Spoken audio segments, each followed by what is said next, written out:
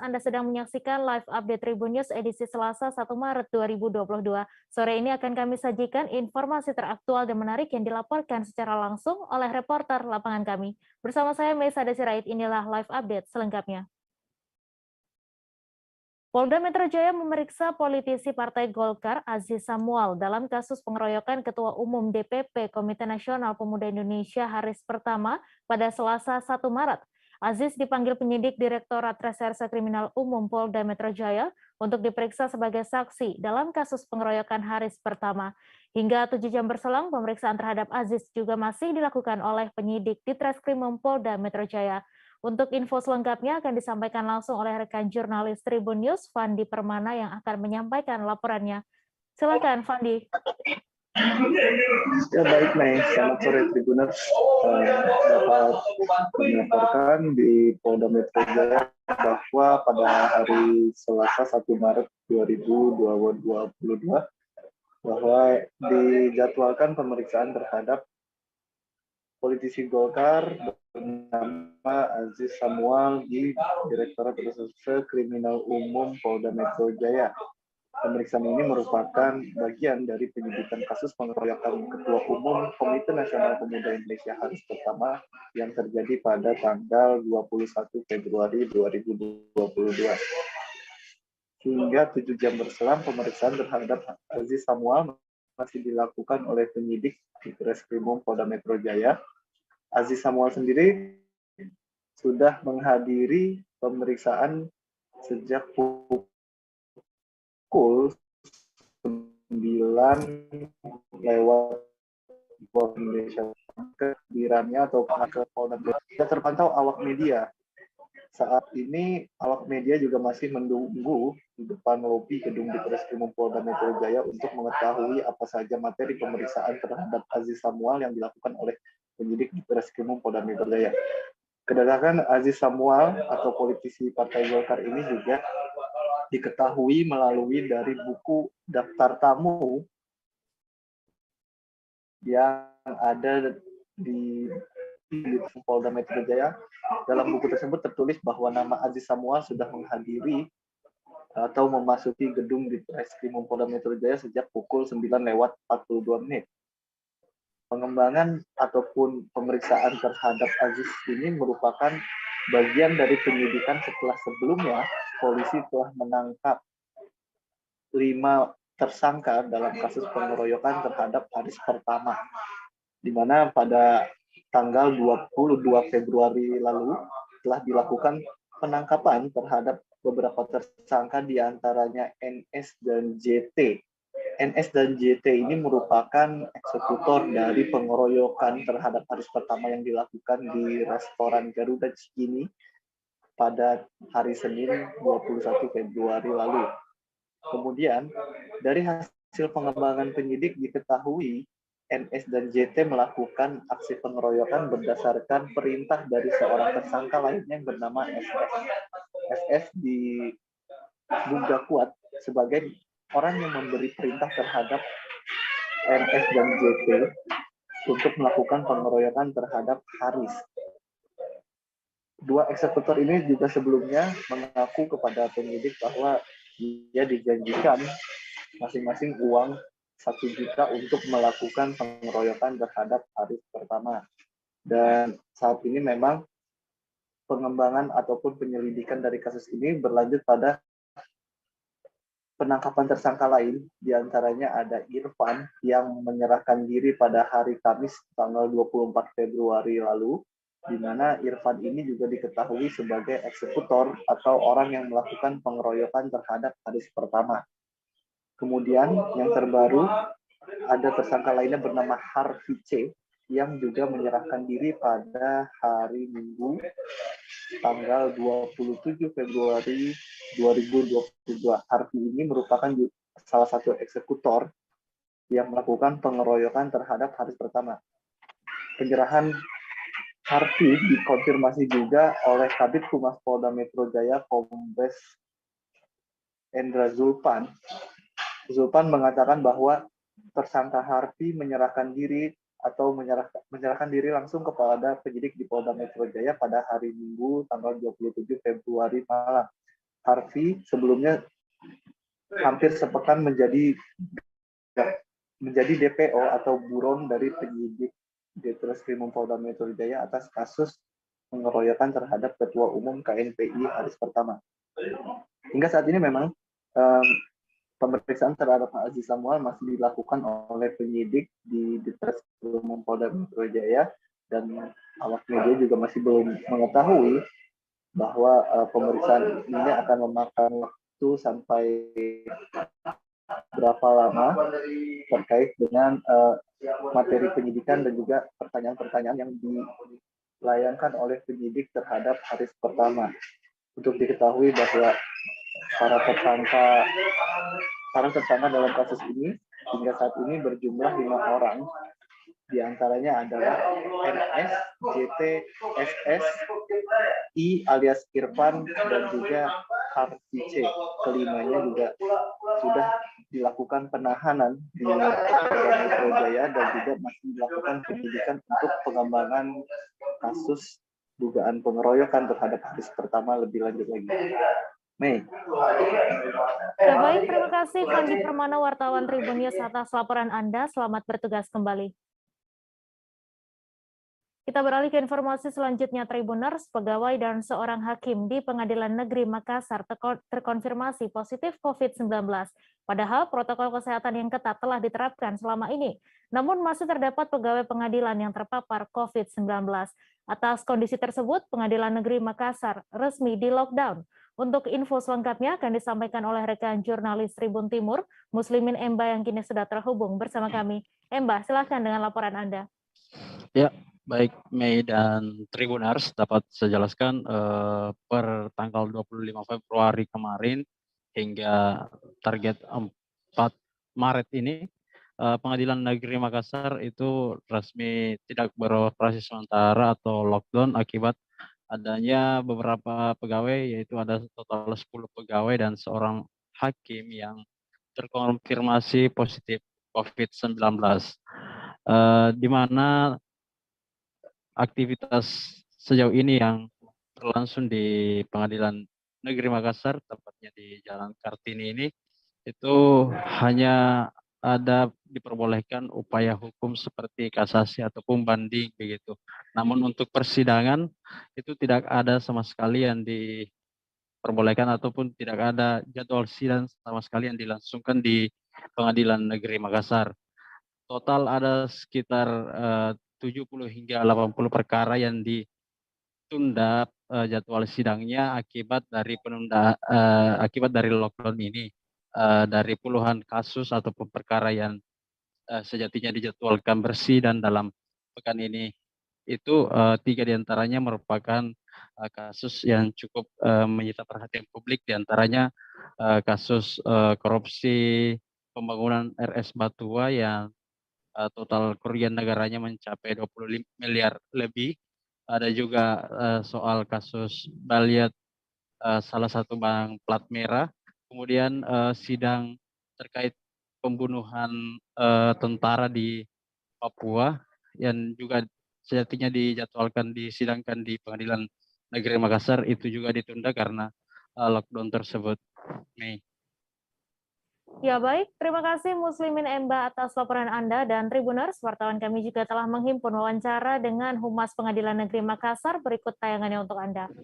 Ketua Pengadilan Negeri Makassar kelas 1 khusus melakukan sebuah tindakan nyata dan real untuk melakukan lockdown. Karena kita khawatirkan jangan sampai terjadi penularan terhadap karyawan-karyawan lain yang tidak positif. Dan kedua, kita juga menjaga para pengunjung pencari keadilan jangan sampai terkontaminasi. Sehingga putusan-putusan itulah yang dilakukan oleh Ketua Pengadilan Negeri Makassar untuk melakukan lockdown selama mulai tanggal 25 Februari sampai tanggal 7 Maret.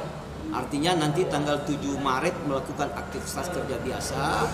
Ini batas waktunya sampai 4 karena ada Sabtu Minggu kan istirahat ya, libur nasional. Sehingga nanti tanggal 7 Maret kita aktivitas seperti biasa. Tapi tidak terlepas dari itu, tetap kita melakukan prokes, protokol kesehatan. Yang lebih tegasnya, semua pengunjung harus memahami prokes.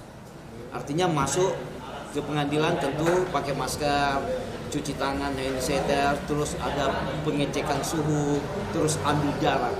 Bahkan di pengadilan juga ada pembatasan-pembatasan, kita melakukan khusus perkara pidana, kita tidak menghadirkan terdakwa. Yang proses sidang daring, ya, kita daring, jadi jaksanya nanti menghadirkan tersangka terdakwa lewat daring itu, kecuali kalau saksi-saksi hadir langsung ya. Sehingga itulah meminimalisir supaya tidak ada penyebaran COVID. Kecuali kalau perkara perdata itu hadir para pihak atau kuasa hukumnya yang hadir. Dengan lockdown ini ada beberapa pembatasan. Di total tidak ada persidangan, yang ada adalah upaya hukum, yaitu proses banding yang proses kasasi dilayani sampai pekan ini di proses pelayanan. Jadi pegawai-pegawai yang tinggal di rumah tetap melakukan aktivitas kerja dengan home rumah, tetap bekerja di rumah dengan adanya absen tersendiri. Sehingga aktivitas pengadilan tetap berjalan, tapi tidak berada di kantor pengadilan. Jadi tidak ada yang tertinggal gitu. Tentunya kita sebagai warga masyarakat Indonesia dan yang taat hukum, ya kita berharap bahwa pandemik ini cepat berakhir sehingga bisa terjadi pemulihan, bisa proses berjalan yang sesuai dengan regulasi yang ada, jadi persidangan kembali normal semua. Sebuah kecamatan di Kabupaten Semarang ditutup total pada Selasa 1 Maret 2022. Pasalnya ada sekitar 29 warga yang positif COVID-19 yang berada di Dusun Dukuh, Desa Tajuk, Kecamatan Getasan, Kabupaten Semarang. Menurut Camat Kecamatan Getasan, lockdown di dusun tersebut berawal dari kegiatan hajatan yang digelar namun tidak izin pada pihak Kecamatan Getasan. Untuk info selengkapnya akan disampaikan oleh rekan jurnalis Tribun Jateng, Hanes Walda, yang kini sudah terhubung bersama kami. Silakan, Hanes. Baik, Mei. Selamat sore Tribun Jateng, Tribuners. Dapat saya sampaikan bahwa di Kecamatan Getasan mengambil keputusan untuk ditutup total di salah satu dusun yang berada di Desa Tajuk. Ada sekitar 29 warga yang positif COVID-19 yang berada di Dusun Dukuh, Desa Tajuk, Kecamatan Getasan, Kabupaten Semarang. Walaupun hanya 29 warga, tetapi warga tersebut menempati di 20 rumah dari 24 rumah yang berada di RT 3, RW 3, Dusun Dukuh tersebut. Menurut Camat Kecamatan Getasan, Istiqomah mengatakan lockdown di dusun tersebut berawal dari hajatan yang tidak izin ke pihak kecamatan. Memang hajatan tersebut ada, tapi lalu setelah warga selesai dari hajatan, ada salah seorang warga yang sakit dan langsung diperiksa ke puskesmas. Setelah diperiksa dan dites antigen, ternyata positif COVID-19.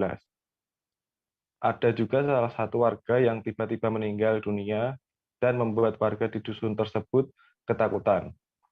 Karena tingkat kesadaran warga yang tinggi terhadap COVID-19, kemudian satu dusun tersebut langsung dites antigen. Setelah hasilnya keluar, ada 29 warga yang positif yang tersebar di 20 rumah. Pihak Kecamatan Getasan memberi pilihan kepada warga untuk bisa isoman. Pilihan tersebut ada dua.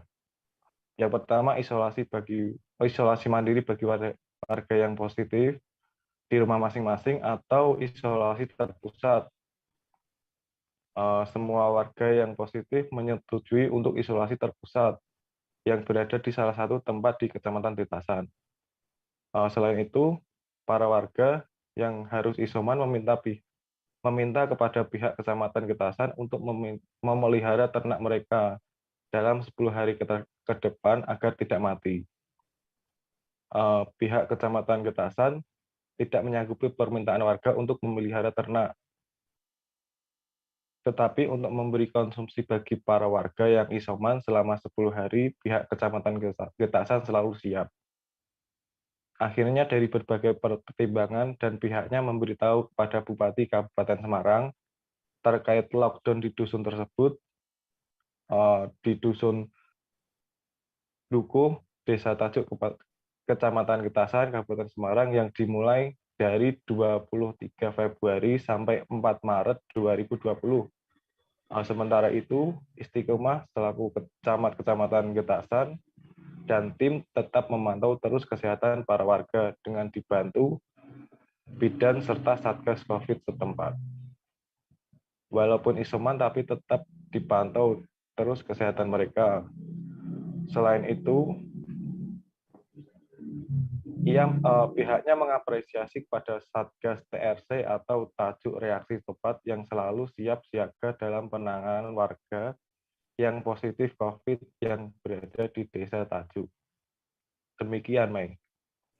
Ya, baik. Terima kasih Hanes Walda, wartawan Tribun Jateng atas laporan Anda. Selamat bertugas kembali.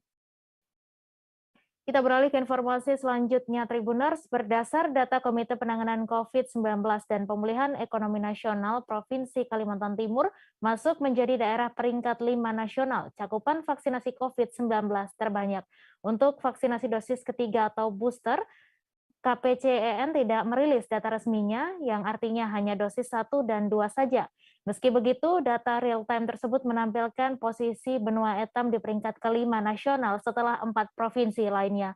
Untuk info selengkapnya akan disampaikan langsung oleh rekan jurnalis Tribun Kaltim, Muhammad Fairosani, yang kini sudah terhubung bersama kami. Silakan dengan laporan Anda. Baik, terima kasih, Mei. Rekan Mei, ya selamat sore Tribuners.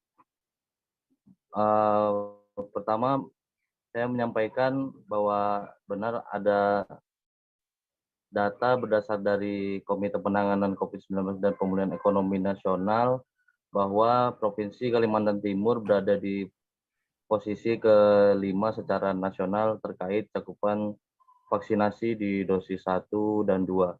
Nah, untuk di dosis 1 dan 2 juga berdasarkan KPCEN, di posisi pertama ada Provinsi DKI Jakarta dengan persentase di dosis 1 147,76%, disusul Bali 114,93%, di Yogyakarta 110,36% di peringkat ketiga, lalu keempat ada Kepulauan Riau dengan cakupan vaksinasi dari satunya 109,36%. Nah, di posisi 5 barulah Provinsi Kalimantan Timur dengan persentase 96,58%. Demikian juga di vaksinasi cakupan di dosis kedua, di mana DKI Jakarta, Bali, Yogyakarta, Kepulauan Riau, dan Kalimantan Timur juga termasuk di dalam 5 besar keempat provinsi sebelumnya. Nah, untuk perkembangan lainnya yang sampai saat ini juga dari angka kesembuhan di Provinsi Kalimantan Timur sendiri, dari juru bicara Satgas COVID-19 penanganan di Kaltim melaporkan bahwa angka untuk kesembuhan lebih tinggi dan meningkat tajam selama 3 hari terakhir untuk dibanding dengan angka terkonfirmasi positif COVID-19 di Kaltim. Selain itu juga angka dari cakupan di daerah di 10 kabupaten kota juga rata-rata di dosis 1 dan dosis 2 juga Kalimantan Timur juga sudah mencapai target yang ditetapkan oleh KPCEN yang mana harus melampaui 70%. Nah, di dosis 1 sendiri 10 kabupaten kota di Kalimantan Timur sudah melampaui, yakni 90%, bahkan di Kota Balikpapan sudah 115,26%. Nah, dosis kedua juga di 10 kabupaten kota di Kaltim termasuk tinggi dengan capaian yang signifikan, cakupan vaksinasinya dengan persentase di atas 60%.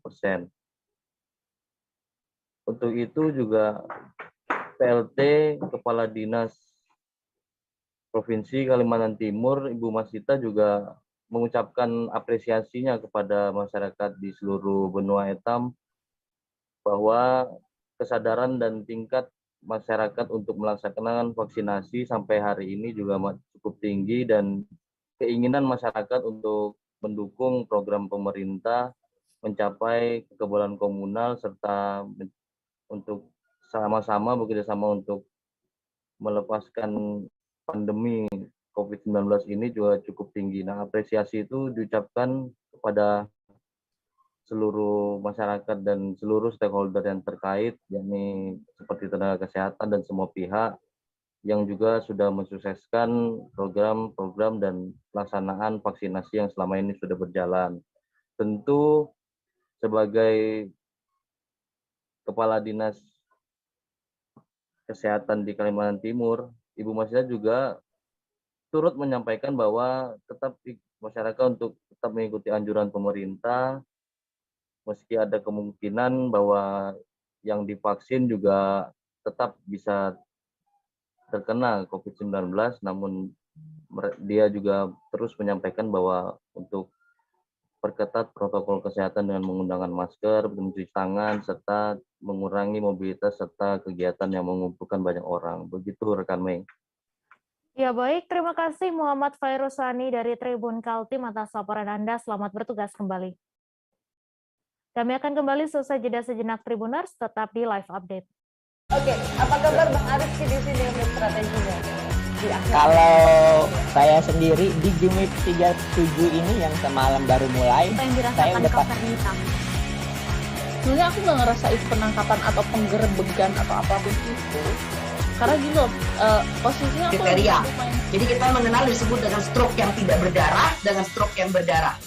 Stroke yang tidak berdarah itu biasanya ditandai dengan adanya penyumbatan. Kalau itu terjadi di sini mungkin pikirnya tidak ke situ kali ya, tapi kalau di Korea atau di Kamboja itu ada beberapa paper yang saya itu mas, ya. Dulunya tukang koran. Oh gitu ya. Tukang koran. Ya, saya baca itu Pak. Tuh kan pernah baca kan? Ya. Jadi kalau saya jadi Pangdam itu udah bersyukur banget. Si anak ini dijadikan sebagai tersangka begitu. Ya kalau ini kita bicara yang di luar kasus Sebongondo ya. Dengan nama hujan shower, di mana terdapat batas jelas antara daerah hujan dan tidak hujan yang biasanya terjadi pada fase awal mature stage atau tahap berbahaya itu Kang. Jadi mulai artinya terjadinya perlembekan. Nah itu untuk penetrasi akan sulit begitu ya. Dok saya ini menurut saya memang tidak mudah, bukan urusan tanah diambil. Kalau misalnya Amerika Serikat sekarang, Rasulullah mengatakan dalam sebuah hadis bahwa berpuasa di 6 hari Syawal itu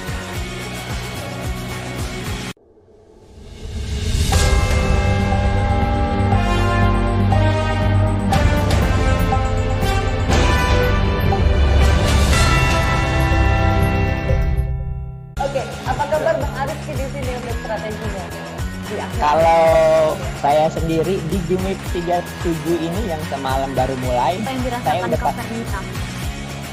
sebenarnya aku nggak ngerasa itu penangkapan atau penggerebegan atau apapun itu, karena gini loh, posisinya kriteria. Jadi kita mengenal disebut dengan stroke yang tidak berdarah dengan stroke yang berdarah. Stroke yang tidak berdarah itu biasanya ditandai dengan adanya penyumbatan. Terima kasih Anda masih menyaksikan live update. Ritual Mapopada Wewalungan digelar di Catuspata Semarapura pada Selasa 1 Maret. Ritual ini bertujuan untuk menyucikan semua jenis wewalungan atau hewan sarana upacara yang akan dipergunakan dalam upacara Taur Agung Kesanga serangkaian Hari Raya Nyepi. Upacara Mapopada Wewalungan ini tahun ini sama seperti tahun sebelumnya, di mana jumlah peserta yang terlibat langsung dibatasi mengingat masih dalam suasana pandemi. Untuk info selengkapnya akan disampaikan langsung oleh rekan Eka Mita Suputra, wartawan Tribun Bali yang kini sudah terhubung bersama kami. Silakan Eka. Baik, Mai. Jadi perlu saya jelaskan untuk ritual Mapopada Wewalungan di Kelungkung untuk tahun ini masih sama seperti 2 tahun belakangan, yakni pelaksanaannya tetap berdasarkan protokol kesehatan, dan minimal para peserta menggunakan masker. Jadi ritual ini merupakan ritual rutin yang digelar di Kelungkung atau di pusat kota Semarapura menjelang Hari Raya Nyepi. Jadi Hari Raya Nyepi di Bali akan digelar atau dilaksanakan hari Kamis mendatang tanggal 3 Maret 2022. Jadi tujuan dari ritual ini nantinya hewan-hewan kurban yang akan digunakan sebagai persembahan seperti sapi, babi, anjing, penyu, dan sebagainya disucikan dalam ritual ini, dan besok akan dilaksanakan ritual Taur Agung di mana hewan-hewan ini akan dikurbankan atau dipersembahkan untuk ritual Taur Agung yang memiliki makna untuk menyucikan atau menghilangkan pengaruh negatif di semesta ini menjelang dari perayaan Hari Raya Nyepi di Bali. Jadi perlu saya tekankan lagi bahwa nanti perayaan Hari Raya Nyepi di Bali akan digelar hari Kamis tanggal 3 Maret mendatang. Nantinya Bali akan sunyi, seluruh aktivitas masyarakat akan terhenti pada hari Kamis nanti. Demikian, Mei. Ya baik, terima kasih Eka Mita dari Tribun Bali atas laporan Anda, dan Tribuners, wartawan kami juga telah menghimpun wawancara dengan panitia ritual Mapo pada Walungan. Berikut tayangannya untuk Anda. Taur Kesange yang digelar hari ini di Cates Pate Kelungkung adalah serangkaian dengan Taur Kesange yang akan dilaksanakan besok sebagai penutup tahun baru tahun Saka 1943. Kemudian tujuan dari upacara ini tiada lain adalah untuk memarisude atau menyucikan semua binatang korban yang akan digunakan besok agar ke depan pada saat beliau menjelma kembali Walungan itu menjadi yang lebih baik dari sekarang. Itu sesuai dengan teks puja dari Sulinggih Sanembukut. Pak, usai acara ini binatang-binatang kurban itu diapakan, Pak? Binatang-binatang korban itu semuanya akan diolah sesuai dengan ketandingan dari taur itu sendiri. Bahwa taur di sini yang digelar di Cates Pate Kelungkung bersama dengan Cates Pate yang ada di 4 Lawu itu semuanya ini memiliki nama taur. Misalnya taur di sini yang di tengah itu namanya taur Moksike. Jadi taur ini Harga daging sapi terbilang masih tinggi selama beberapa waktu terakhir, termasuk di Gunung Kidul, Daerah Istimewa Yogyakarta. Pedagang bakso pun ikut terdampak dengan kenaikan harga tersebut. Jumio, salah satu pedagang bakso, mengatakan normalnya ia membeli daging sapi di harga Rp120.000 per kilogram. Namun saat ini harganya bisa mencapai kisaran Rp130.000 hingga Rp140.000 per kilogramnya. Untuk info selengkapnya akan disampaikan langsung oleh rekan Alexander Aprita, wartawan Tribun Jogja yang kini sudah terhubung bersama kami. Alexander, silakan dengan laporan Anda. Ya, selamat sore, Mei. Seperti yang diketahui dan juga berdasarkan informasi dari Dinas Perdagangan Gunung Kidul yang terbaru pada hari Selasa tanggal 1 Maret 2022 ini, bahwa harga daging sapi di Gunung Kidul itu masih terbilang tinggi di kisaran harga Rp130.000 per kilogram. Dari yang normalnya itu kisaran Rp115.000 sampai Rp120.000 per kilogramnya gitu. Dan kondisi ini juga berdampak pada pengusaha atau pedagang bakso yang ada di Gunung Kidul, mengingat daging sapi ini adalah salah satu komoditas utama dalam pembuatan dan bahan utama juga dari bakso, seperti itu. Seperti yang disampaikan sebelumnya dari salah satu yang saya temui tadi, itu bernama Jumio, itu menyebutkan harga daging sapinya sendiri yang dia dapatkan di pasaran memang sedang tinggi, yaitu di kisaran harga Rp130.000 sampai Rp140.000 per kilogramnya. Namun dia tetap harus membeli dagingnya sapi tersebut sesuai dengan apa yang dibutuhkan setiap harinya, yaitu sekitar 15-20 kg daging sapi seperti itu. Dan itu tidak ada perubahan, tidak ada pengurangan sama sekali untuk kuantitas daging sapi. Begitupun juga harga jual bakso yang dia jual di tempat usahanya. Jumia mengaku tidak berani untuk menaikkan harga baksonya tersebut karena dia tidak ingin kehilangan pelanggan, apalagi dengan kondisi pandemi COVID-19 seperti ini yang notabene masih penjualan juga masih, kondisi ekonomi juga masih terbilang rendah seperti itu. Meskipun demikian, ia tetap berharap harga daging sapi sendiri segera kembali normal seperti itu. Adapun juga tadi saya juga sempat menemui penyedia jasa penggilingan daging yang ada di Wonosari seperti itu, dan dia juga menyebut bahwa tidak ada perubahan sama sekali ataupun penurunan dari jumlah pelanggannya yang biasa menggiling daging di sana. Kebetulan memang si Sujari ini, yaitu pemilik usaha dari penggilingan daging di Wonosari ini, biasanya menerima jasa untuk penggilingan daging sapi yang dijadikan bahan adonan bakso seperti itu. Menurutnya setiap hari penggilingan itu setidaknya ada sekitar 2 kuintal daging sapi yang digiling seperti itu, tidak hanya daging sapi tapi juga daging ayam seperti itu. Dan setidaknya ada 20 pelanggan yang setiap hari menggunakan jasanya di sana. Meskipun demikian, ia menyebut biasanya pengusaha bakso ini memiliki strategi sendiri untuk mengatasi kerugiannya seperti itu. Antara lain dengan mencampurkan daging sapi dengan daging ayam sehingga rasanya tetap stabil, tapi juga tidak merasa kehilangan keuntungan seperti itu karena mengingat harga sapi yang sedang naik. Jadi praktik ini pun sudah biasa dilakukan oleh para pengusaha bakso. Demikian nih.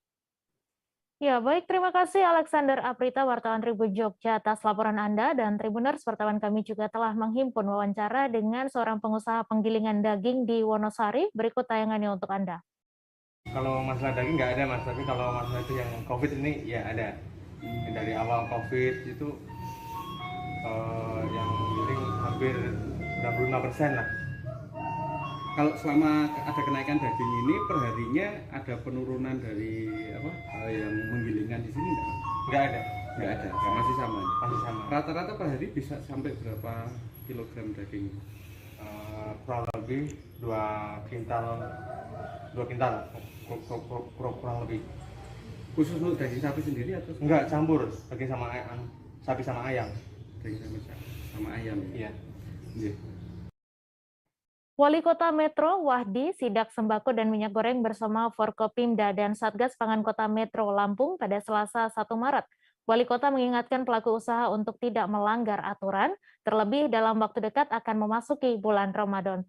Untuk info selengkapnya akan disampaikan langsung oleh rekan Indra Simanjuntak, wartawan Tribun Lampung yang kini sudah terhubung bersama kami. Silakan Indra. Ya, baik Mei dan Tribuners, dari Lampung kami laporkan jika pagi tadi pemerintah Kota Metro dipimpin Wali Kota bersama Forkompimda melakukan sidak sembako, terutama minyak goreng ke sejumlah toko retail dan supermarket yang ada di Kota Metro. Nah, sidak ini untuk memastikan kelancaran pasokan barang ke masyarakat serta ketersediaan, terutama menjelang bulan puasa.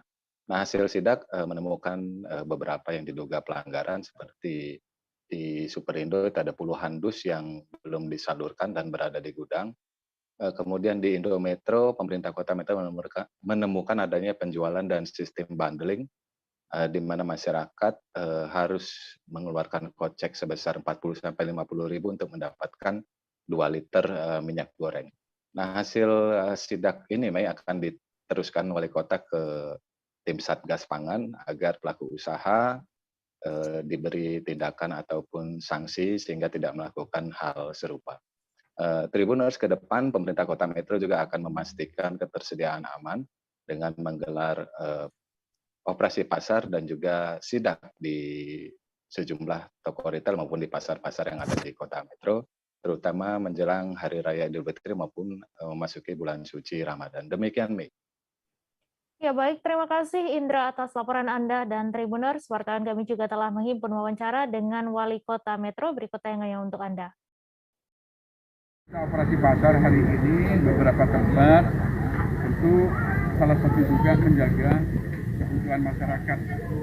Dalam hal ini tentu minyak goreng, dan di beberapa tempat yang kita tinggal ada satu yang melakukan buying dan bundling.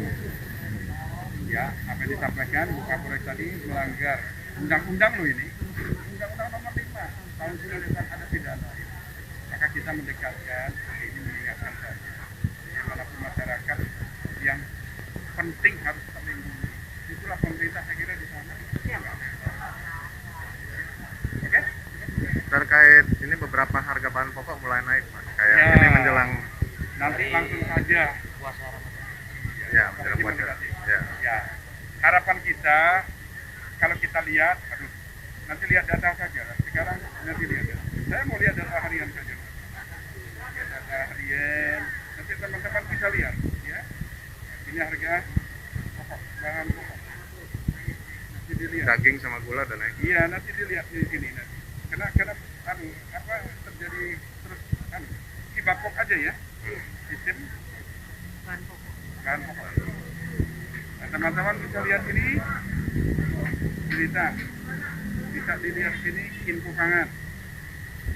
Ya, nanti mau harganya berapa? Tapi masih stabil ya Pak? Iya. Jadi stabil. Minyak goreng saya kira pemerintah bisa menstabilkan. Kedelai banyak. Jangan sampai ekonomi mikro kita nggak bisa.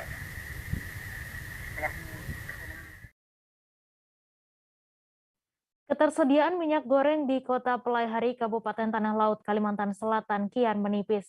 Kalangan ibu rumah tangga di daerah ini pun dibuat resah. Menurut pantauan di pasar tradisional Manuntung Pelaihari, minyak goreng masih tersedia di sejumlah kios, namun ketersediaannya juga terbatas.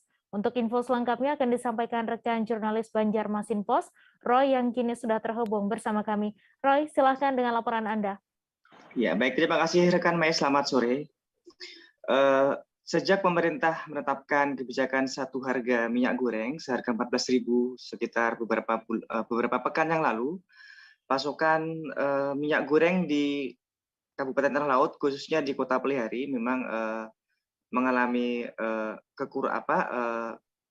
kekurang normalan, dalam arti ketersediaan menjadi terbatas, dan kondisi ini masih berlangsung hingga sekarang. Bahkan pantauan hari ini tadi di pasar tradisional di Kota Pelaihari, di pusat pasar Pelaihari, cukup banyak toko kios pedagang yang kosong atau tidak memiliki stok sama sekali. Namun juga masih ada sejumlah toko-toko yang masih memiliki, tapi itu pun juga ketersediaannya masih terbatas. Sebagai contoh di toko Saudi Arsat, itu termasuk tokonya agak besar, untuk ketersediaan hari ini hanya sekitar tersisa 50 karton, atau satu karton itu untuk kemasan minyak goreng 2 liter itu hanya sekitar 6. Jadi sisa sedikit, sementara pasokan terakhir yang didapatkan pada hari Kamis kemarin, dan belum tahu kapan lagi mendapatkan pasokan dari pihak distributor. Dan kondisi ini juga akhirnya juga menyulitkan bagi para kalangan pedagang, karena di antara mereka ketika pasokan juga tidak rutin, mereka juga ada yang memilih tidak berjualan, atau mereka juga tidak berusaha mencari ke Kota Banjarmasin, karena juga selain jauh, tentu juga ada ongkos transportasi yang kesana. Karena itu seperti Ibu Hasbanah, pedagang sembako di pasar tradisional Pelaihari, sudah sejak beberapa hari yang lalu, mungkin sekitar 2 minggu, tidak lagi berjualan minyak goreng, karena memang juga tidak ada pasokan dari pihak penyalur. Sementara dia juga karena keterbatasan modal juga, sehingga tidak mencari ke Kota Banjarmasin ke distributor. Jadi memilih untuk menjual sembako lainnya apa adanya, kecuali misal nanti ada pasokan baru dia menjual. Sementara untuk harga juga masih bervariasi. Memang juga ada yang tetap saya ini satu harga 14.000 per liter, tapi juga di sebagian kios juga ada yang menjual lebih dari itu, tetapi itu memang disertai dengan barang penyerta, seperti contohnya dalam satu kemasan, satu piece minyak goreng kemasan 2 liter ada yang dicampur dengan satu kaleng sarden, kemudian satu botol saus seperti itu. Jadi harganya 15.000. Tapi memang untuk harganya tetap 14.000, tetapi dibarengi dengan beberapa jenis barang penyerta lainnya. Karena mereka mengatakan kenapa seperti itu, karena mereka membeli barang dari distributor di Banjarmasin juga seperti itu, artinya juga diharuskan membeli beberapa barang penyerta lainnya, apakah itu seperti sarden ataupun juga yang pada umumnya adalah berupa santan kemasan seperti itu. Demikian rekan Mei. Ya, baik, terima kasih Roy atas laporan Anda, dan Tribuners, wartawan kami juga telah menghimpun wawancara dengan 2 pemilik toko sembako. Berikut tayangannya untuk Anda. Adanya satu harga minyak goreng itu berarti sebulan adalah ada. Ya memang dapat pasokan lagi kah? Tapi dapat Pak, paling 3 bal 1 minggu. Seminggu sekali. Iya. Dulu Pak kalau hari? Oh dulu 1 minggu memang sekali, tapi kan banyak. Seberapa mau kayak itu nah. Itu seberapa mau diberilah. Iya. Seminggu tuh diberi berapa semalam yang terakhir? 3 bal. 1 bal isinya berapa? 6. Yang 2 liter. Yang 2 literan lah. Iya. Jadi pian ini kada mencari ke banjir kada jual lah. Kada juga, Ya, nunggu iya. aja, nunggu. aja lah.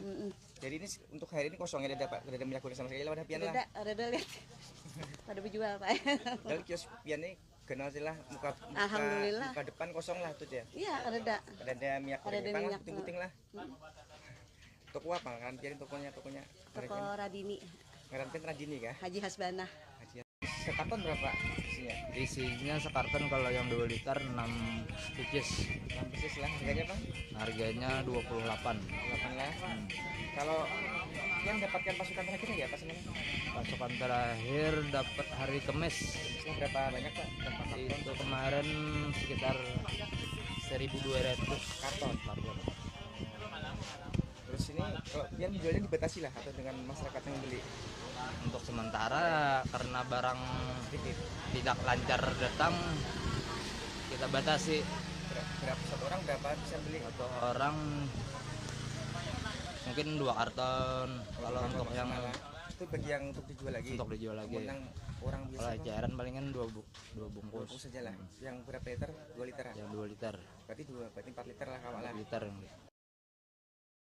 Pertamina resmi melakukan penyesuaian harga LPG non-subsidi di Bangka Belitung. Penyesuaian harga tersebut berlaku mulai Minggu 27 Februari kemarin untuk seluruh produk LPG non-subsidi yakni 5,5 kg dan 12 kg, di mana PT Pertamina Patraniaga telah menaikkan harga LPG non-subsidi ini menjadi Rp15.500 per kilogramnya.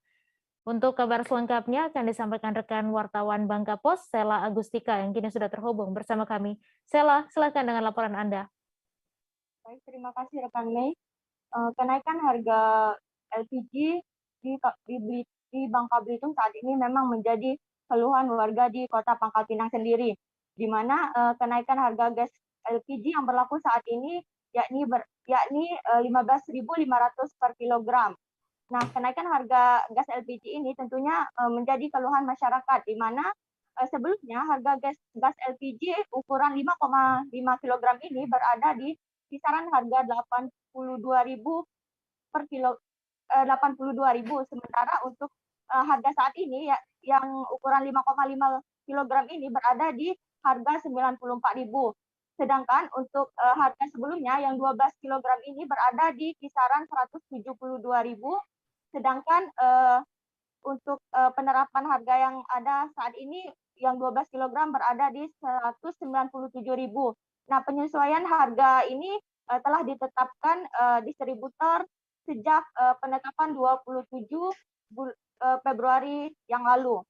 Nah, di mana kenaikan harga gas LPG ini mendapat keluhan dari masyarakat khususnya warga Kota Pangkal Pinang, di mana Wahida, salah satu masyarakat Kota Pangkal Pinang, mengeluh dengan kenaikan harga gas LPG yang begitu signifikan, di mana dirinya yang menggunakan gas LPG ukuran 5,5 kg ini mengaku kesulitan dengan naiknya harga gas LPG ini, mengingat kondisi perekonomian saat ini yang dialaminya kurang normal, di mana ia meminta untuk pemerintah memperhatikan kembali kenaikan harga gas LPG ini, melihat perekonomian masyarakat saat ini. Nah, untuk saat ini sendiri bahkan dia memilih untuk menggantikan gas LPG non subsidi ini dengan gas LPG subsidi yang 3 kg yang sebelumnya sempat ia gunakan. Namun karena keterbatasan penjualan, dirinya memilih untuk menggunakan gas LPG 5,5 kg. Dengan harga yang saat ini, dia pun akan kembali menggunakan gas LPG yang subsidi. Hal senada juga disampaikan oleh warga yang menggunakan gas LPG 12 kg, di mana warga pria ini mengaku keberatan dengan naiknya harga gas saat ini. Ia pun berharap agar pemerintah mencari solusi untuk masyarakat, khususnya kalangan perekonomian menengah, mendapat bantuan untuk mendapatkan gas dengan harga normal kembali. Sementara itu, untuk saat ini distributor sendiri telah menetapkan ketetapan harga yang ada di Kota Pangkal Pinang sendiri, di mana untuk harga dari distributor sendiri untuk yang 55 kg saat ini berada di kisaran 94.000, sedangkan untuk yang 12 kg berada di kisaran 197.000. Baik, Mei, terima kasih. Ya baik, terima kasih Sela Agustika, wartawan Bangka Pos atas laporan Anda. Selamat bertugas kembali. Kami masih akan menyajikan informasi menarik untuk Anda seusai jeda sejenak, tetap di Live Update. Oke, apa kabar Bang Ariski di sini untuk strateginya? Kalau saya sendiri di Gimip 37 ini yang semalam baru mulai, saya udah pasti. Sebenarnya aku nggak ngerasa itu penangkapan atau penggerebegan atau apapun itu. Karena gini loh, posisinya aku kriteria. Jadi kita mengenal disebut dengan stroke yang tidak berdarah dengan stroke yang berdarah. Stroke yang tidak berdarah itu biasanya ditandai dengan adanya penyumbatan. Kalau itu terjadi di sini mungkin pikirnya tidak ke situ kali ya. Tapi kalau di Korea atau di Kamboja itu ada beberapa paper yang saya itu Mas, ya, dulunya tukang koran. Oh gitu ya. Tukang koran. Ya, saya baca itu Pak. Tuh kan pernah baca kan? Ya. Jadi kalau saya jadi pangdam itu udah bersyukur banget. Si anak ini dijadikan sebagai tersangka begitu. Ya, kalau ini kita bicara yang di luar kasus Sebongombo ya. Dengan nama hujan shower, di mana terdapat batas jelas antara daerah hujan dan tidak hujan yang biasanya terjadi pada fase awal mature stage atau tahap berbahaya dewasa. itu Kang. Jadi mulai artinya. Terima kasih Anda masih menyaksikan Live Update. Puluhan orang korban arisan online bodong mendatangi Mapolsek Jatinangor, Sumedang pada Senin 28 Februari. Mereka datang ke tempat itu karena dijanjikan oleh terduga pelaku yang berinisial MAW untuk datang ke Mapolsek pada hari ini. Mereka dijanjikan bahwa uang yang mengendap di terduga pelaku akan diusahakan pembayarannya. Untuk detail informasinya akan disampaikan langsung oleh rekan jurnalis Tribun Jabar, Kiki Andriana yang kini sudah terhubung bersama kami. Silakan Kiki. Baik, selamat sore, Mei. Dapat saya sampaikan, puluhan orang yang diduga menjadi korban arisan bodong mendatangi Mapolsek Jatinangor pada hari kemarin. Setelah sebelumnya pada hari Sabtu lalu puluhan korban mendatangi rumah korban, mendatangi kediaman terduga pelaku arisan bodong ini yang berada tepat di Dusun Warung Kade, Desa Cipruk, Kecamatan Jatinangor, Kabupaten Sumedang. Lokasi kediaman terduga pelaku arisan bodong ini tidak jauh dari Mapolsek Jatinangor. Saat puluhan korban arisan bodong tersebut mendatangi rumah pelaku berserta keluarga meminta perlindungan kepada pihak kepolisian setempat dan terduga pelaku berinisial MAW ini tinggal sementara di Mapolsek Jatinangor. Pada hari kemarin puluhan korban arisan bodong ini dijanjikan oleh pelaku berinisial MAW untuk dibayarkan seluruh uang mereka. Berdasarkan informasi yang saya dapatkan, total nilai arisan bodong ini sebesar 20 miliar. Berdasarkan informasi yang saya dapatkan,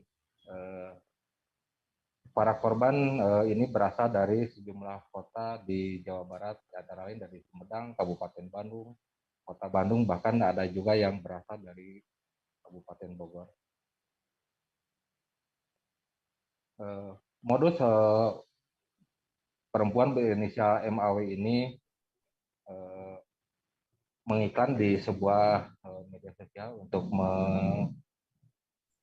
mencari korbannya.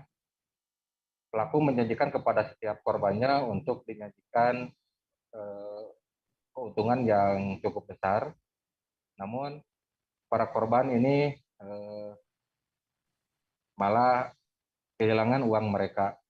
Berdasarkan informasi yang saya dapatkan, pelaku telah digiring untuk ke Mapolda Jawa Barat dan sejumlah korban untuk melapor ke Mapolda Jawa Barat. Demikian Mei yang saya ada sampaikan. Ya baik, terima kasih Kiki atas laporan Anda dan Tribuners. Wartawan kami juga telah menghimpun wawancara dengan korban serta pelaku. Berikut tayangannya untuk Anda. Mulainya emang dia tuh selalu buka arisan lelangan ya, jadi intinya ini kita mengikuti arisan lelangan. Awal mulainya tuh dia sebarnya di WhatsApp, di Facebook juga ada beberapa yang kena, makanya korbannya juga ada salah satu dari Bogor. Nah kebetulan kita mah ini yang di sini mungkin yang dekat-dekat antara ya masih area Bandung lah. Jadi caranya dia bukan menipu mungkin ya, mengelabui kita dengan memberikan keuntungan yang besar.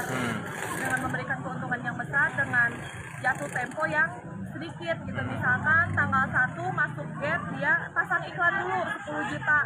Balik nanti arisannya itu gate-nya itu lebih dari 10 juta jadi 12 juta dalam waktu 2 minggu atau 1 bulan. Nah itu semua dia atur dari mulai jumlah gate, keuntungan dan tanggal jatuh temponya tuh dia atur sendiri. Kalau saya masih ratusan juta sih, tapi ada beberapa member yang sampai MM-an karena dia juga bawa lagi anak buah gitu. Jadi kayak aku bawa lagi teman-teman, jadi semakin membengkak kan. Kalau saya pribadi mah uang saya pribadi sendiri gitu. Jadi nggak sampai gede lah, ratusan, masih di ratusan juta. Terduga itu memberikan statement di tanggal 28 kita kumpul. Nah ini kita kumpul nggak tahu apa mau dibayarkan secara langsung, apa emang mau gimana kita belum tahu karena dari pihak keluarga belum ada statement yang pasti, dan yang pastinya tanggal 28 suruh kumpul di sini dan kita nggak tahu ini, semoga aja dibayar. Tapi kita juga kan masih menunggu statement yang dia keluarin, belum tahu apa jalur hukum karena uang segitu susah ya carinya. Jadi ya mungkin kita laporan lanjut lapor. Rata-rata dari Bandung, ada yang dari Bogor juga karena dia kan sebar yang namanya iklan di sosmed itu kan menyebar ke seluruh ya. Nah belum diketahui deh untuk korban-korban yang jauhnya. Jadi ini baru yang korban terdekat aja. Setahu teteh berapa puluh korban? Korbannya semuanya itu yang terdata itu ada 150. Tapi di kemungkinan sih ada yang belum terdata juga. Jadi kayak permainan uang lagi gitu Pak. Ini awal kepikiran bisa terjun arisan bodong ini bisa dijelaskan teh? Karena dulu juga pernah ada yang sering ngadain halang arisan kayak gitu, saya pikir nggak akan kayak gini gitu Pak. Arisan bodong, jadi istilahnya mah kayak pinjam uang lagi berbunga besar tapi diistilahkan dengan kata arisan, tapi sebenarnya tidak. Jadi fiktif ya teh ya, nggak ada arisan teh? Itu uangnya ditarik kalau udah dapat uangnya diputar pakai bisnis atau apa? Diputar pakai bisnis ada, terus diputarnya besarnya itu ya dari lubang tutup lubang Pak, karena kan bunganya besar banget dari satu orang itu. Kalau bisnis saya mah bisnis usaha aja belum. Jadi karena itu melambungnya karena membayar bunganya itu ya konsumen gitu ya. Kalau iming-imingnya gimana kita bisa ada yang ngeluarin ratusan juta gitu?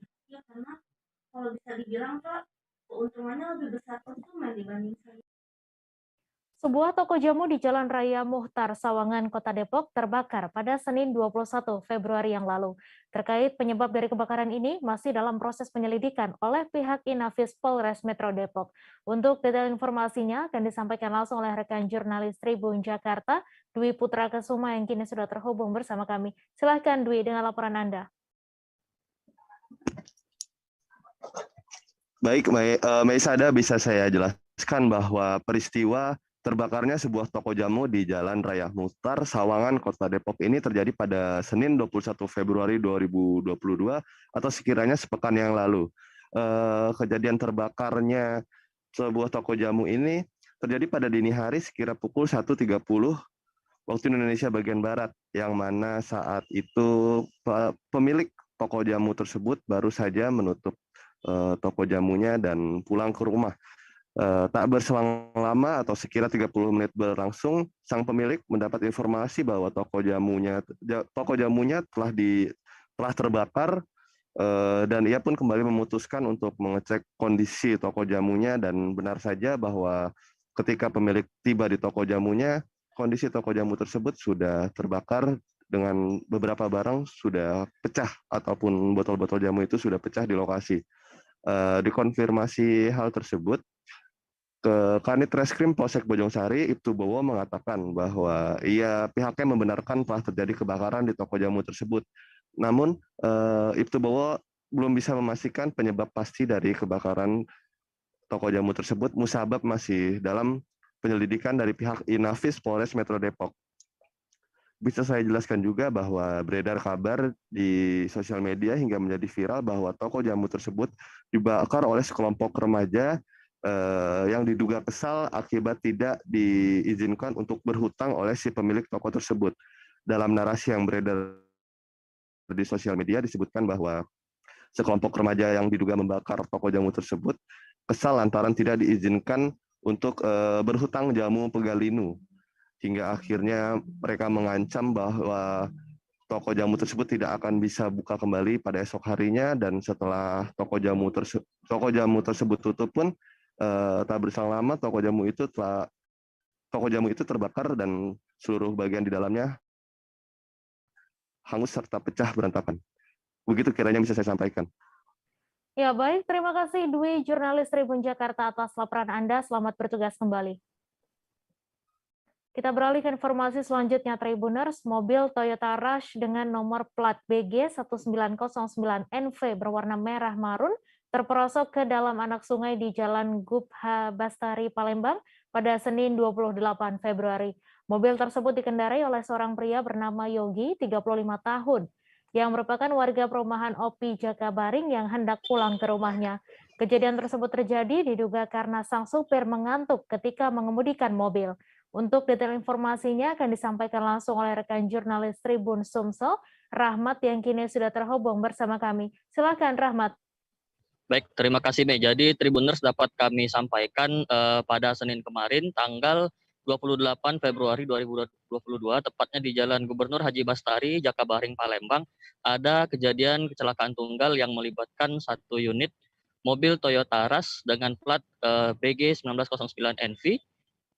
Kejadian itu sekitar pukul 05.30 waktu Indonesia Barat, dan mobil Rush itu terjun ke dalam aliran anak sungai. Mobil tersebut diketahui bergerak dari Jalan Gubernur Haji Bastari menuju Simpang Tegal Binangun, di mana sang pengemudi yaitu Yogi hendak pulang ke rumahnya yang ada di perumahan Opi.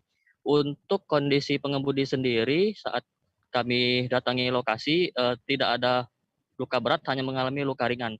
Polisi juga anggota Satlantas Polres Banyuasin juga dengan sigap langsung mendatangi lokasi. Dan untuk proses evakuasi sendiri berlangsung cukup singkat, sekitar 30 menit, walaupun memang mobil derek datang sekitar 5 jam kemudian usai kejadian. Dan berdasarkan pengakuan dari warga sekitar, memang di Jalan Gubernur Haji Bastari ini, tepatnya di depan Rumah Sakit Hermina, memang sering terjadi kecelakaan tunggal karena jalurnya yang sedikit berbelok, apalagi di lokasi tersebut ketika malam hari, penerangan juga minim, sehingga pengemudi baik mobil ataupun sepeda motor yang sedang melaju kencang sulit memperhatikan jalan yang sedikit berbelok, sehingga berakhir dengan masuk ke dalam aliran sungai. Dan dari keterangan yang kami dapat juga, pengemudi ini diduga mengantuk saat mengendarai mobil dan tidak memperhatikan jalan yang ada di depannya. Kondisi sopir juga hanya lecet. Ya, di mobil itu cuma ada satu orang, di sopirnya tadi Yogi, dan tidak mengalami luka yang cukup berat, dan sekarang mobil sudah dievakuasi. Demikian Mei, laporan yang dapat saya sampaikan. Ya baik, terima kasih Rahmat, wartawan Tribun Sumsel atas laporan Anda. Dan Tribuners, wartawan kami juga telah menghimpun wawancara dengan anggota Satlantas Polres Banyuasin. Berikut tayangannya untuk Anda. Pengendara mobil Toyota Rush ini dalam keadaan mengantuk, dia mengemudi kendaraan mobil Rush dari arah Jakabaring tujuan ke Rambutan. Sementara jalan ini persempitan, jadi dia bukannya berbelok karena mengantuk, jadi lurus dan masuk ke dalam sungai kecil ini. Ini plat BG berapa? Untuk plat nomor kendaraan BG 1909 NV. Pengemudi diduga kenapa nih Bang? Ngantuk atau gimana? Kalau sudah ditanya sama pengemudi tadi, dia mengantuk. Dia pengakuannya mau dari mana ke mana Bang? Mau pulang atau dari aktivitas apa itu? pengakuan dari pengemudi mau pulang ke rumah di perumahan OPI. Kondisinya gimana Pak? Untuk kondisi korban hanya sekedar luka-luka ringan. Ada berapa di dalam kendaraan? Satu orang. Ini motor siapa ini? Kerusakan parah terjadi pada oprit Jembatan Maandal, Desa Kapar RT 7, Kecamatan Murung Pudak, Kabupaten Tabalong, Provinsi Kalimantan Selatan. Tanahnya yang ambrol menyebabkan ada lubang cukup besar di satu sisi oprit jembatan. Dengan kondisi kerusakan ini membuat arus di jembatan tidak bisa lagi berjalan normal karena hanya dibuka setengah badan jalan. Untuk detail informasinya akan disampaikan langsung oleh rekan jurnalis Banjarmasin Post, Doni Usman, yang kini sudah terhubung bersama kami. Silahkan Doni. Baik, rekan Medan Tribuners, dapat saya laporkan bahwa telah terjadi kerusakan oprit jembatan di Jembatan Maandal, Desa Kapar, Kecamatan Murung Pudak, Kabupaten Tabalong, Provinsi Kalimantan Selatan. Ini akibat bagian opritnya yang ambrol. Ambrolnya satu sisi oprit jembatan ini terjadi sejak kemarin, tepatnya Senin 28 Februari 2022 sore sekitar pukul 16.00 WITA. Nah, lubang yang menganga itu akibat siring penahan di bagian oprit ambruk, dan kemudian hingga saat ini kerusakan juga semakin parah karena ada keretakan hampir di separuh badan jalan. Nah, sementara itu akibat kerusakan ini terpantau arus di atas jembatan juga tidak bisa lagi berlangsung secara normal karena hanya satu ruas badan jalan yang dibuka untuk digunakan pengendara. Selain itu, pihak terkait saat ini juga tengah memasang penanda agar tidak terjadi hal-hal yang tidak diinginkan bagi pengendara yang melintas di lokasi kerusakan. Kemudian pengendara roda 4 yang akan melintas juga diarahkan ke jalur lain, karena memang untuk jembatan Maandal ini bukan satu-satunya akses yang bisa dilalui warga. Di sekitar lokasi ada beberapa jalan lain yang bisa dilalui dan kondisinya masih baik. Kemudian berdasarkan wawancara kami dengan Camat Murung Pudak, Rahmatullah Putra dari lokasi tadi siang, bahwa pihak terkait seperti Badan Penanggulangan Bencana Daerah dan Dinas PUPR juga telah memantau dan diinformasikan kerusakan ini akan segera diatasi sehingga masyarakat akan kembali bisa berlalu lintas di atas jembatan secara normal. Begitu, Mei. Ya, baik, terima kasih Doni Usman atas laporan Anda, dan Tribuners, wartawan kami juga telah menghimpun wawancara dengan Camat Murung Pudak. Berikut tayangannya untuk Anda. Jadi ini lokasi penyambung jembatan dengan jalan yang ambrol ini di RT 7 Desa Kapar, tepat namanya Jembatan Maandal. Kejadiannya sejak kapan ini? Kejadiannya kemarin sore sekitar pukul 4 sampai pukul 5 sore, pas lagi panas-panasnya itu kemarin langsung terjadi longsor di samping jembatan. Untuk kondisi sungai sendiri saat terjadi longsor? Kalau kondisi sungai pada saat itu ya lumayan surut, nggak terlalu dalam. Cuma kemungkinan besar akibat beberapa hari ini hujan terus, hujan-hujan, tiba-tiba kemarin panas menyengat mungkin menyebabkan ada keretakan di tanah atau bagian jalan. Nah, sejauh ini untuk yang sudah dilakukan di lokasi kerusakan apa aja Pak Camat? Kalau dari kemarin itu kami dengan Polsek sudah memberikan polis line masyarakat supaya berhati-hati lewati jalan ini. Selanjutnya tadi pagi dari BPBD dan dari Dinas PUPR juga sudah meninjau. Insya Allah dalam waktu dekat, kalau mendapat info dari PUPR tadi, hari ini sudah mulai akan dikerjakan lah. Tadi langsung membawa tukang juga dari PUPR, kemungkinan hari ini paling lambat ya besok sudah mungkin sudah dikerjakan. Ini jalannya jalan menuju kemana ini Pak Camat? Jadi ini jalan tembus antara desa dan kelurahan, yaitu jalan dari Desa Kapar menuju ke Kelurahan Belimbing, tepatnya dari Pasar Kapar menuju arah Pasar Lama, Kelurahan Belimbing. Para petani di Kota Pagar Alam, Sumatera Selatan saat ini sedang mengalami kesulitan. Pasalnya saat ini harga pupuk non-subsidi mengalami kenaikan lebih dari 100% dari harga semula. Bukan saja harga pupuk non-subsidi yang mengalami kenaikan, kenaikan, sejumlah kebutuhan pertanian lain juga mengalami kenaikan. Kondisi ini membuat petani di pagar alam harus mengeluarkan modal lebih besar untuk bisa menggarap lahan mereka. Untuk detail informasinya akan disampaikan langsung oleh rekan jurnalis Sriwijaya Pos, Wawan yang kini sudah terhubung bersama kami. Silakan Wawan. Ya, Mei, saudara Mei.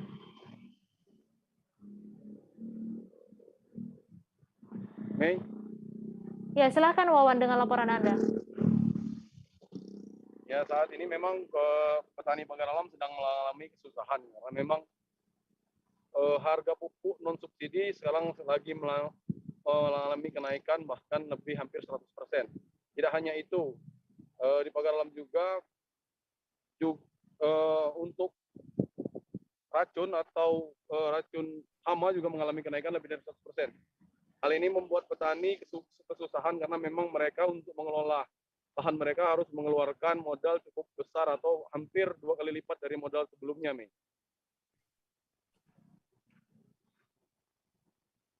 Mei?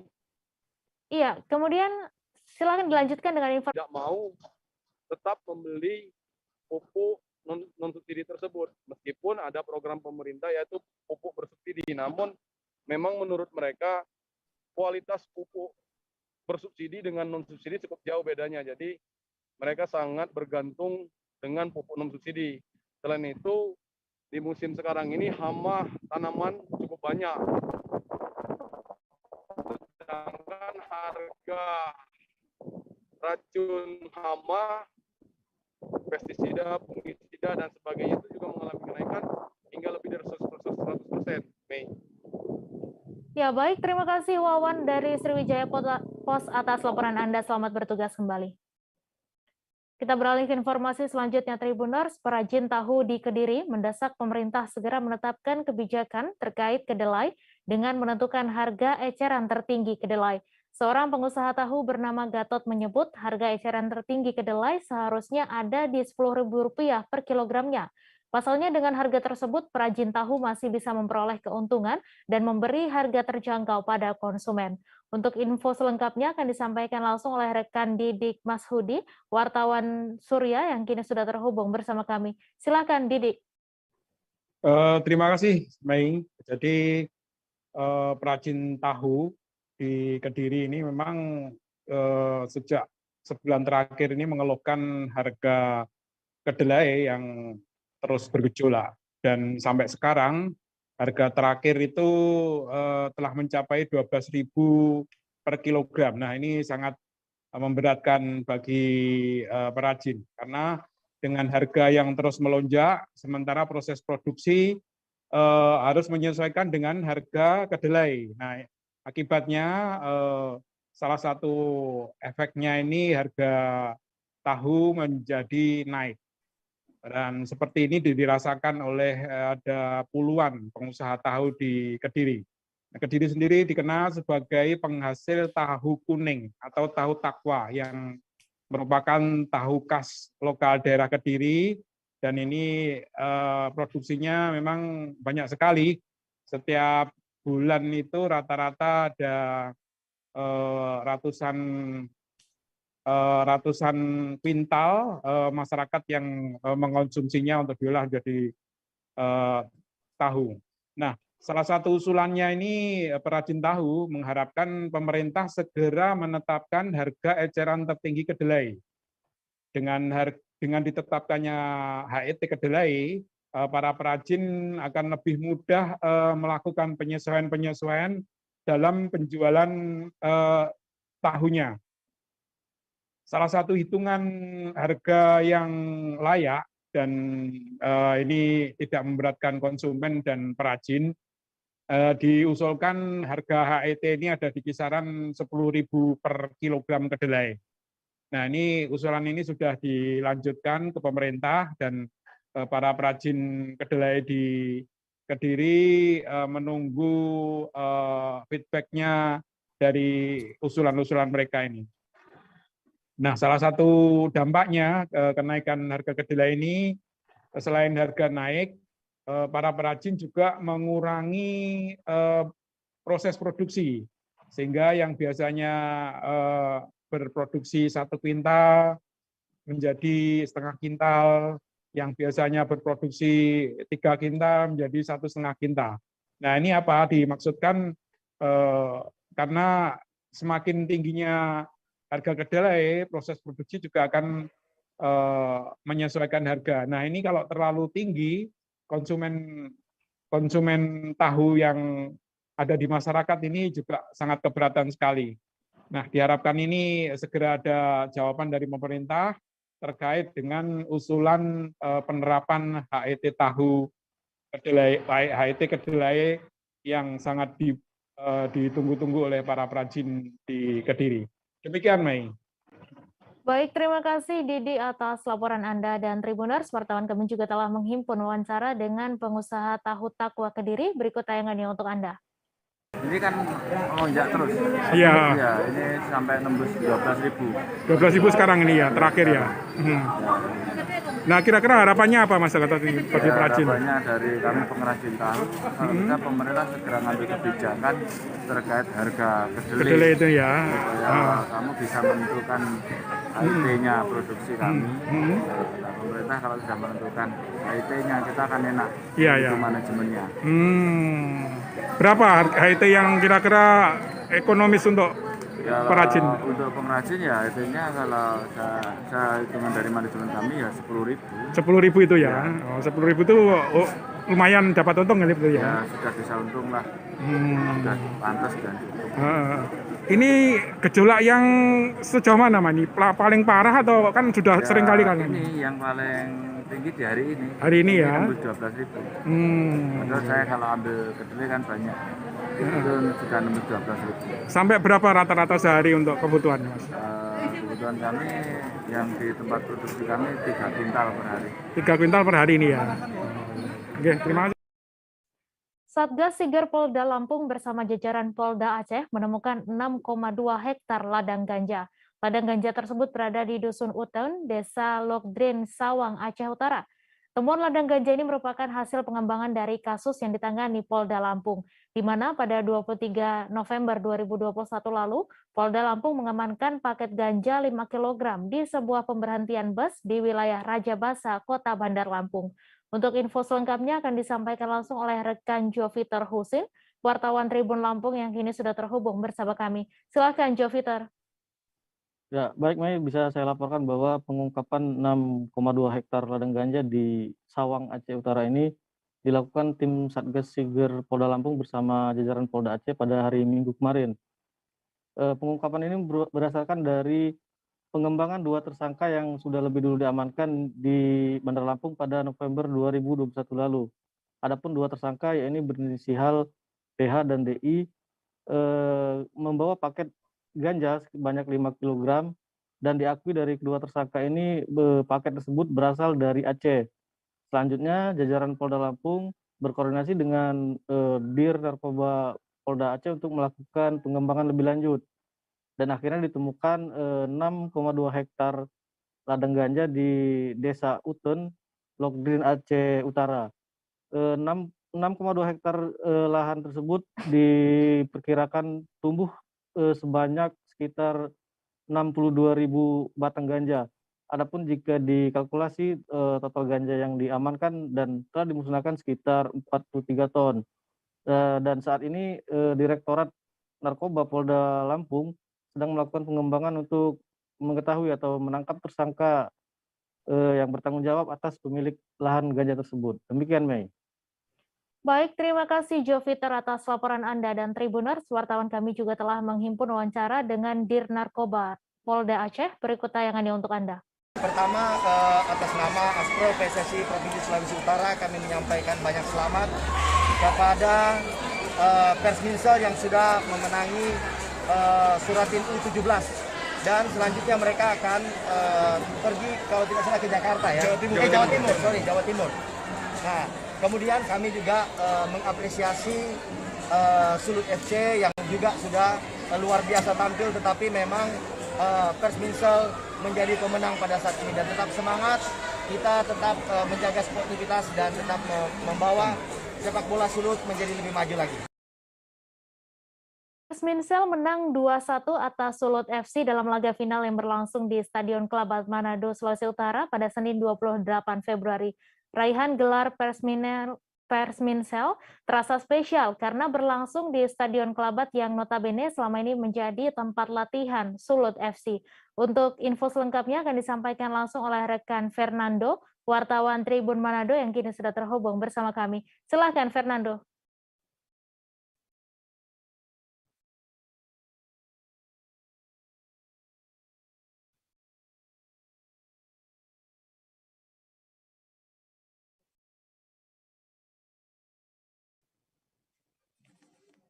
Ya, selamat petang. Kami laporkan dari Manado bahwa kesebelasan Persminsel FC yang berasal dari Minahasa Selatan, Sulawesi Utara menjadi juara kompetisi Piala Suratin usia 17 dari Sulawesi Utara tahun 2022.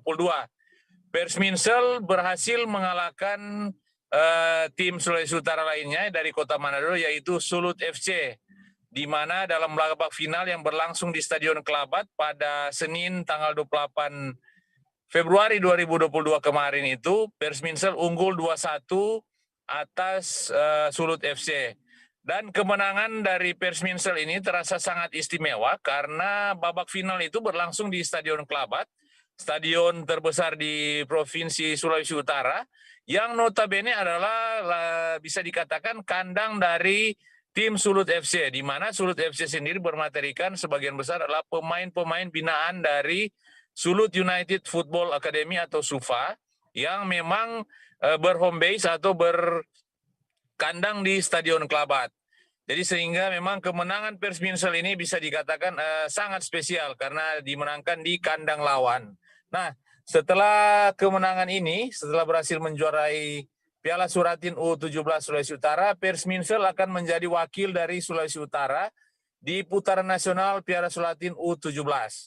Dengan demikian, Persminsel menjadi wakil Sulut dan diharapkan bisa berprestasi lebih baik lagi di kancah nasional.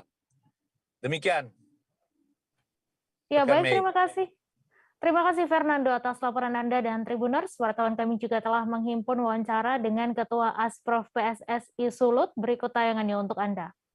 Pertama, atas nama Asprof PSSI Provinsi Sulawesi Utara, kami menyampaikan banyak selamat kepada Persminsel yang sudah memenangi Suratin U17.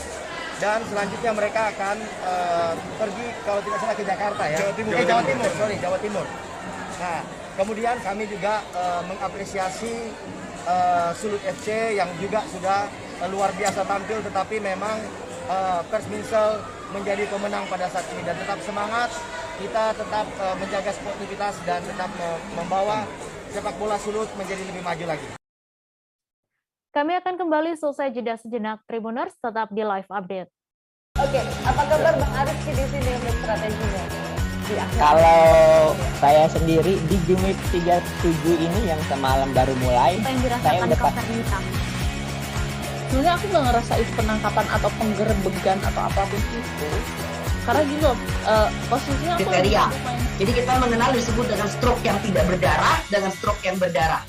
Stroke yang tidak berdarah itu biasanya ditandai dengan adanya penyumbatan. Kalau itu penyumbatan di sini mungkin pikirnya tidak ke situ kali ya, tapi kalau di Korea atau di Kamboja itu ada beberapa paper yang saya itu mas ya dulunya tukang koran. Oh gitu ya, tukang koran ya, saya baca itu Pak. Tuh kan pernah baca kan ya. Jadi kalau saya jadi Pangdam itu udah bersyukur banget si anak ini dijadikan sebagai tersangka begitu ya. Kalau ini kita bicara yang di luar kasus Sebongombo ya, dengan nama hujan shower, di mana terdapat batas jelas antara daerah hujan dan tidak hujan yang biasanya terjadi pada fase awal mature stage atau tahap berbahaya itu Kang. Jadi mulai artinya terjadinya perlembekan. Nah itu untuk penetrasi akan sulit gitu ya. Dok, saya ini menurut saya memang tidak mudah, bukan urusan tanah diambil. Kalau misalnya Amerika Serikat sekarang, Rasulullah mengatakan dalam sebuah hadis bahwa berpuasa di 6 hari Syawal itu. Oke, apa kabar Bang Arif di sini untuk strateginya? Kalau saya sendiri di Jumip 37 ini yang semalam baru mulai, saya udah sebenarnya aku nggak ngerasain penangkapan atau penggerebegan atau apapun itu, karena gini loh, posisinya aku kriteria. Jadi kita mengenal disebut dengan stroke yang tidak berdarah dengan stroke yang berdarah. Stroke yang tidak berdarah itu biasanya ditandai dengan adanya penyumbatan. Kalau itu terjadi di sini mungkin pikirnya tidak ke situ kali ya, tapi kalau di Korea atau di Kamboja itu ada beberapa paper yang saya itu mas, dulunya tukang koran. Oh gitu ya, Tukang koran. Ya, saya baca itu Pak. Tuh kan, pernah baca kan? Jadi kalau saya jadi tanggam itu udah bersyukur banget. Si anak ini dijadikan sebagai tersangka begitu. Ya, kalau ini kita bicara yang di luar kasus Bongombo ya. Dengan nama hujan shower, di mana terdapat batas jelas antara daerah hujan dan tidak hujan yang biasanya terjadi pada fase awal mature stage atau tahap berbahaya dewasa. itu Kang. Jadi mulai artinya terjadinya perlembekan. Nah itu untuk penetrasi akan sulit begitu ya. Dok, saya ini menurut saya memang tidak mudah, bukan urusan tanah diambil. Kalau misalnya Amerika Serikat sekarang, Rasulullah mengatakan dalam sebuah hadis bahwa berpuasa di... Terima kasih Anda masih menyaksikan live update. Bupati Bulungan Syarwani mengikuti momentum Isra Mi'raj di Masjid Agung Istiqomah yang berlokasi di Jalan Kolonel Sutaji bersama masyarakat. Ia mengajak seluruh masyarakat Bulungan untuk melakukan evaluasi dengan tidak takut COVID-19 dan mengevaluasi sholat 5 waktu pada peringatan Isra Mi'raj. Untuk info selengkapnya akan disampaikan rekan Georgie Santana Silalahi, wartawan Tribun Kaltara yang kini sudah terhubung bersama kami. Silakan Georgie. Baik, selamat sore Tribuners. Benar, beberapa waktu yang lalu Bupati Bulungan Syarwani melaksanakan ibadah Isra Mi'raj di Masjid Agung, maksud saya di Masjid Agung Istiqomah Kabupaten Bulungan, yaitu dari pukul 9 pagi tadi hingga pukul 11.30. Yang dimana yaitu khotib atau yang menyampaikan renungan yaitu adalah dari Habib dari Kota Tarakan, Provinsi Kalimantan Utara, menyampaikan beberapa hal yang dimana mengajak masyarakat yang ada di Kabupaten Bulungan untuk tidak takut dengan adanya COVID-19 dengan percaya bahwa Tuhan Yang Maha Esa adalah pelindung dan penyayang untuk melaksanakan kegiatan aktivitas baik di tengah masyarakat maupun melayani masyarakat selaku pemerintahan Kabupaten Bulungan yang ada di Kota Benuanta ini. Begitu juga mengapa disampaikan mengenai sholat 5 waktu itu menjadi fondasi utama untuk masyarakat Kabupaten Bulungan lebih memaknainya lebih dalam, sebab di tengah pandemi ini mungkin jarak untuk beribadah selama ini sangat sulit dialami seluruh elemen pemuka agama ataupun yang melaksanakan ibadah di tempat langsung karena harus melaksanakan dengan online maupun lain sebagainya. Habib atau pengkhotbah yang dari Kota Tarakan menyampaikan semua itu bisa dijalankan dengan ikhtiar, percaya kepadanya, dan tetap semangat menjalani hari-hari di tengah pandemi COVID-19 yang di Kabupaten Bulungan sudah menaiki level 3. Demikian Mei yang bisa dapat saya sampaikan, kembali ke studio. Baik, terima kasih Georgie atas laporan Anda, dan Tribuners, wartawan kami juga telah menghimpun wawancara dengan Bupati Bulungan. Berikut tayangannya untuk Anda. Peringatan momentum tahunan, dan itu memang intinya bahwa peringatan Isra Mi'raj ini sesuai tema yang disampaikan oleh Pak Ketua Masjid tadi, bagaimana merefleksikan diri kita ya, apakah untuk meningkatkan keimanan dan ketakwaan kita kepada Allah Subhanahu wa Ta'ala. Dan tentu salah satu yang paling substansial disampaikan oleh penceramah Pak Habib tadi adalah bagaimana kita senantiasa dekat dan merasa berada dekat dengan Allah Subhanahu wa Ta'ala, Tuhan Yang Maha Esa. Demikian juga ini kepada Rasulullah SAW, Muhammad SAW. Nah, ini menjadi bagian yang penting. Artinya apapun aktivitas kita senantiasa berada dalam pengawasan dan merasa dekat dan merasa bersama dengan Allah Subhanahu wa Ta'ala, Tuhan pencipta alam semesta. Demikian juga kepada junjungan kita Nabi Muhammad SAW. Nah, termasuk juga dengan kondisi yang ada hari ini sebenarnya. Jadi poin yang disampaikan tadi, jangan sampai ketakutan kita terhadap corona ini lebih besar daripada ketakutan kita kepada Allah Subhanahu wa taala. Padahal segala sesuatu yang ada di dunia ini, apapun dia, baik yang nampak oleh mata maupun termasuk virus corona, itu adalah ciptaan daripada Allah Subhanahu wa taala. Tentunya kita sandarkan kembali kepada Allah Subhanahu wa taala, memohon kepada Allah, sehingga rasa takut kita itu harus jauh lebih besar takut kita kepada Allah Subhanahu wa taala daripada hal lain. Momentum bangkit dari pandemi juga Pak ya? Oh ya, tentu artinya secara ikhtiar, secara medis, kegiatan penanganan, tindakan medis yang dilakukan oleh pemerintah daerah selama ini itu adalah bagian ikhtiar. Tapi satu hal yang pasti, kita jangan lupa berdoa. Artinya juga jangan sampai sia-sia usaha ikhtiar yang kita laksanakan tanpa ada doa kita kepada Allah Subhanahu wa taala, supaya ini benar-benar antara ikhtiar dan doa yang kita ini benar-benar dapat dikabulkan. Pentas teatrikal dan parade pentas seni digelar di Benteng Vredeburg, Kota Yogyakarta pada Selasa 1 Maret. Serangkaian kegiatan itu digelar untuk memperingati momen serangan umum 1 Maret yang terjadi di Yogyakarta pada 1949 lalu. Untuk info selengkapnya akan disampaikan rekan jurnalis Tribun Jogja, Yuwan Toro, yang kini sudah terhubung bersama kami. Toro, silahkan dengan laporan Anda. Ya, baik rekan Mei. Jadi bisa saya laporkan untuk memperingati peristiwa serangan umum yang terjadi pada 1 Maret tahun 1949 lalu, Dinas Kebudayaan Daerah Istimewa Yogyakarta menyelenggarakan beberapa kegiatan. Salah satunya adalah pentas teatrikal dan parade pentas seni yang digelar di Benteng Vredeburg pagi tadi.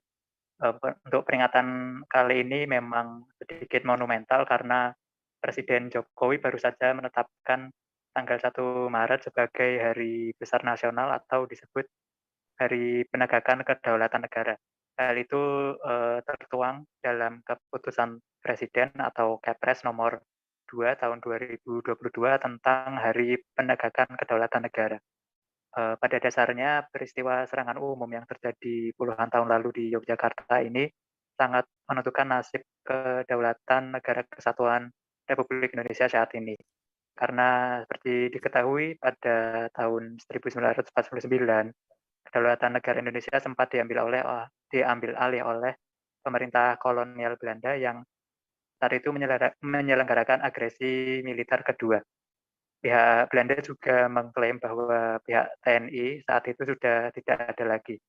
Namun berkat serangan yang tak terduga yang dikoordinir oleh sejumlah tokoh, yang salah satunya adalah Sri Sultan Hamengkubuwono IX, Indonesia dapat memberikan perlawanan yang tak terduga, meskipun perlawanan ini hanya berlangsung selama 6 jam, namun dapat membuka mata dunia internasional bahwa Indonesia ini masih ada dan mampu memberikan perlawanan. Begitu rekan Mei. Baik, terima kasih Toro atas laporan Anda. Selamat bertugas kembali. Kita beralih ke informasi terakhir, Saudara. Penyanyi legendaris Waljina, Sang Ratu Keroncong, mengunjungi Museum Musik Indonesia di Jalan Nusa Kambang, Kota Malang pada Senin sore.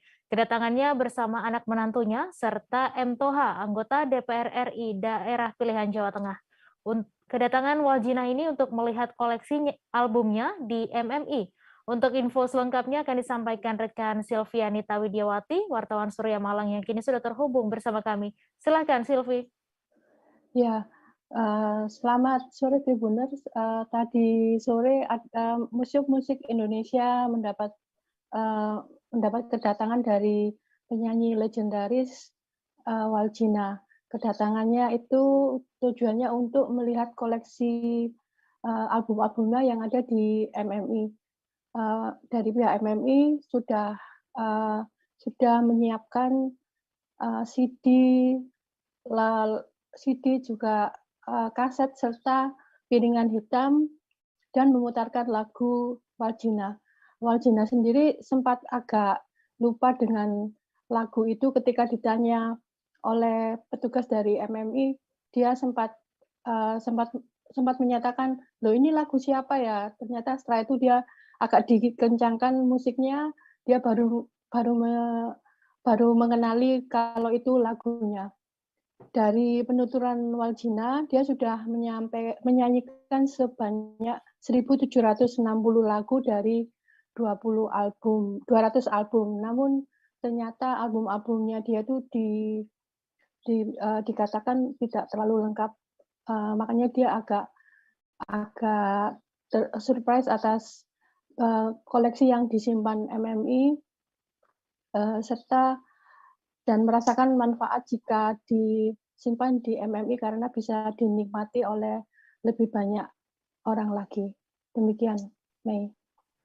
Ya, baik. Terima kasih Sylvia atas laporan Anda. Dan Tribuners, wartawan kami juga telah menghimpun wawancara dengan Waljina serta Ketua MMI. Berikut tayangannya untuk Anda. 1.700 lagu yang saya nyanyikan buat kamu. Mulai tahun berapa itu, Bu? Yang diplat cuma 200. Mulai mungkin tahun 60-an, Bu. Nggih, mulai nggih. Ini 61 ya. 59 saya direkam Lokananta, lagunya Kembang Kacang. Itu umur saya sampai 12 tahun. 12 tahun. Ya. Itu SD atau SMP, Bu? Ya, masih SMP. Setahu kami, menurut catatan yang ada di museum ini, Bu Waljina ini salah satu musisi besar yang mengembangkan dua jenis musik ya. Menurut saya, satu langgam Jawa dan dua musik keroncong. Gitu. Beliau sudah berkarir sejak tahun 60-an ya, dan sampai sekarang juga masih sering diundang untuk pentas. Karya-karyanya banyak tersimpan di museum ini, baik itu berupa kaset, piringan hitam, ataupun CD. Itu dari mana, Pak, koleksi yang ada di Museum Musik Indonesia? Sebagian besar koleksi museum ini ya sumbangan dari masyarakat. Ada yang kita beli sendiri beberapa di beberapa pasar gitu, kemudian ada juga sumbangan dari Lokananta. Total jumlahnya sekitar berapa, Pak? Nah, kita belum tahu persis ya, mungkin ada sekitar antara 50 banyak juga lebih ya. Satu lagi yang istimewa, kami juga diberikan sumbangan berupa busana dari milik Bu Waljina sendiri. Sewaktu kami berkunjung ke kediamannya di Solo, berupa kebaya. Baju itu pernah dipergunakan waktu pentas di negara New Zealand. Gitu. Tahun berapa itu berarti? Ini kami kurang paham, nanti kita akan tanya ke Bu Waljina sendiri. Iya, kasih Pak. Informasi tadi sekaligus menutup perjumpaan kita dalam live update hari ini. Tribuners, lantaran masih di tengah pandemi, kami kembali mengingatkan untuk selalu menerapkan protokol kesehatan dimanapun Anda berada. Saya Mesa Desirait beserta kru yang bertugas pamit. Terima kasih dan sampai jumpa. Jangan lupa like, subscribe, dan share ya!